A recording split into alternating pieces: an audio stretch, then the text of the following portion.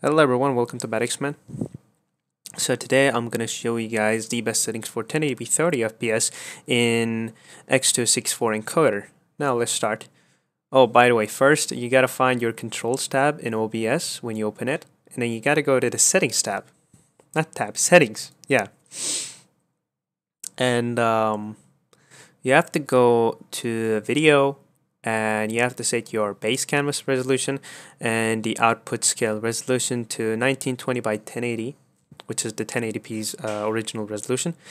And then you gotta set your downscale filter to bilinear or bicubic. If you set something higher, it's not gonna make that much of a difference. At least it doesn't do a lot of difference in my recordings. So yeah, in my opinion, you should use bilinear or bicubic. By the way, bilinear is the lower one, so it's not going to use that much of your system if you set this to bilinear instead of bicubic.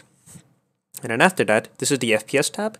You gotta set this to 30, and then after that, you gotta go to output.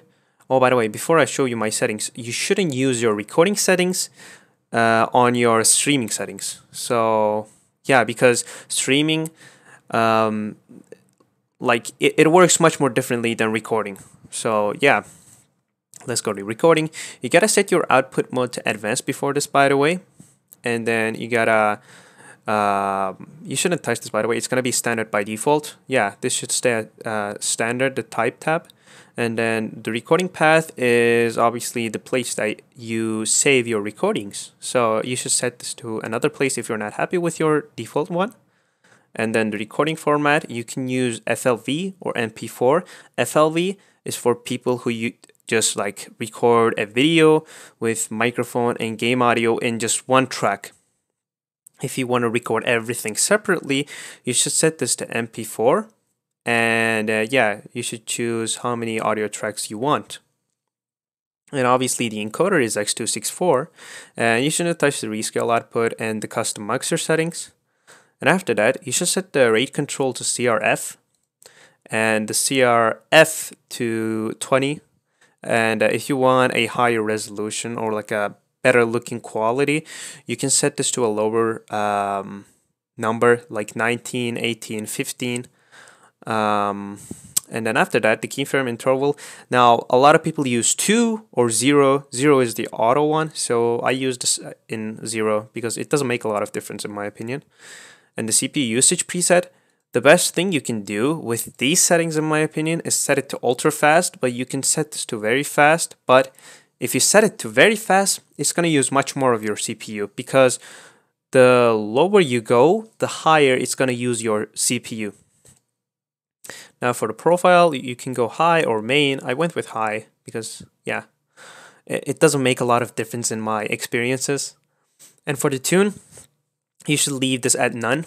And for the x264 options, you should leave this with nothing as well. And then after that, we can go to the audio tab very quickly. Now, a lot of people use 320 bitrate for audio. I usually use 160 because as you guys can hear, I still sound pretty good, even though I use like a lower bitrate. So yeah, I don't see a lot of difference with this. So I just set every one of my audio tracks to 160 bitrate. Yeah, you shouldn't do anything in the replay buffer part. Anyways, after that, we have to go to the audio part.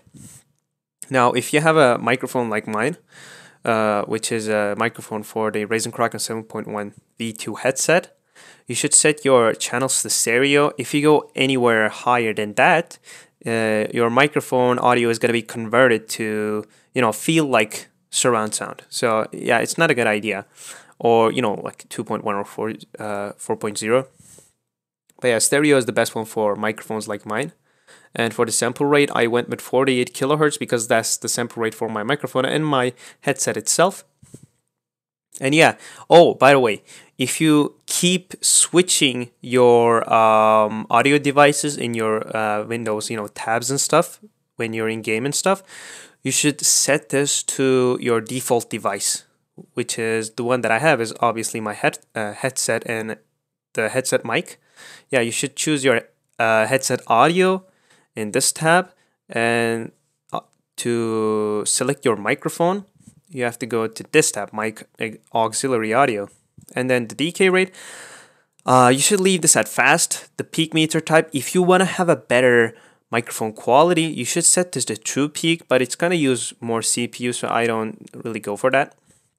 Now you don't have to touch the monitoring device. Hotkeys, yeah, if you want to use them, you can set this up yourself. It's not that hard. And let me think, did I miss anything? No, okay. Yeah, that'll be the video, guys. Thank you guys so much for watching, and I hope this video helps for your streaming, not streaming, oh, that was a mistake, for your recordings for YouTube or any other platform. Yeah, thank you.